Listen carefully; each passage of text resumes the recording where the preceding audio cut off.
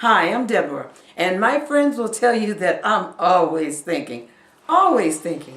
I can't help it. I had a conversation the other day with somebody who was talking about pictures and copyrights with pictures. You know, we're going through this period in which everybody's doing a selfie and posting it on the internet. Well, there was a young lady who allowed her boyfriend to take naked pictures of her while they were in love and dating. And you know what Earth, Wind, and Fire says, after the love is gone, the young man posted those pictures on a website on the internet. And now this young lady wants to sue him because he has naked pictures of her on the internet.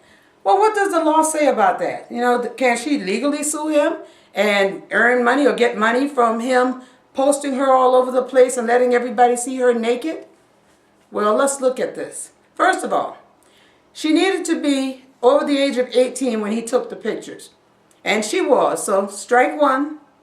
Then secondly, she needed to give consent for him to take those pictures. And she did, strike two. And then last but not least, she had to pay him. And it's called a work for hire. She needed to pay him money to hire him to take those pictures. But she didn't. Strike three. Copyright laws say that when you take a photograph of someone, instantaneously you own it. It is yours. Copyrighted to you. So what can she do about it? Not a thing. Not a doggone thing.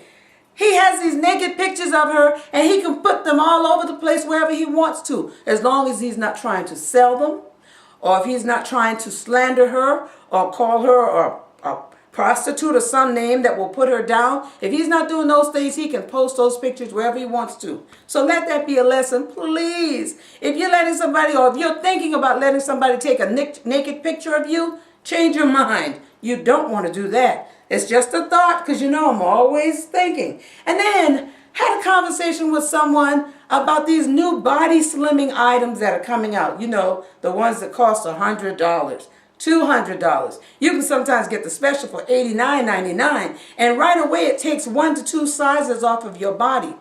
I had a friend come to a dinner party, and he let some ladies put one of these garments on him. The poor brother couldn't breathe.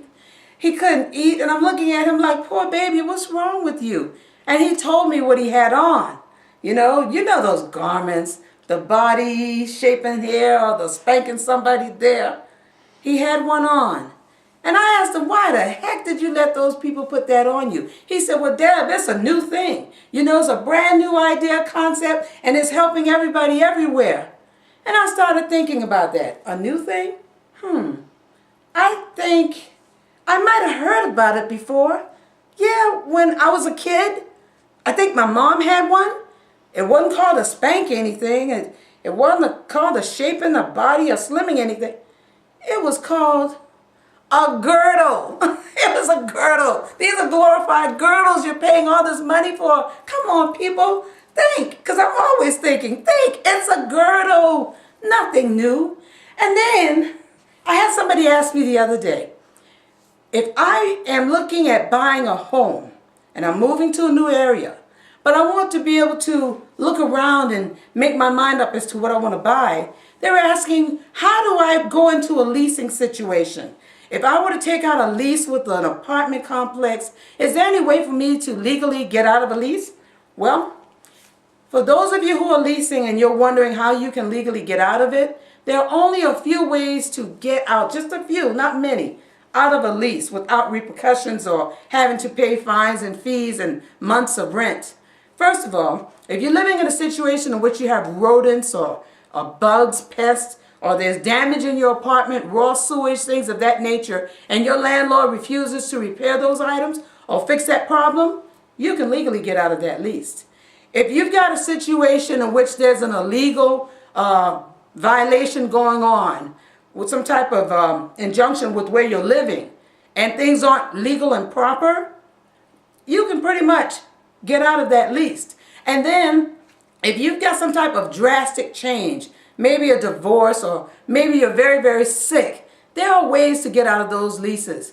But if you are somebody who is transient, if you've traveled to this location because your job transferred you, and you know eventually you're going to transfer out, there is something that is called a transfer clause. And before you sign that lease, make sure you include that transfer clause, because then when you're transferred, you can legally get out of the lease and not have to pay any fines or fees. But let's get back to the person who wants to buy a home. And this is something that I love to think about because it's so good.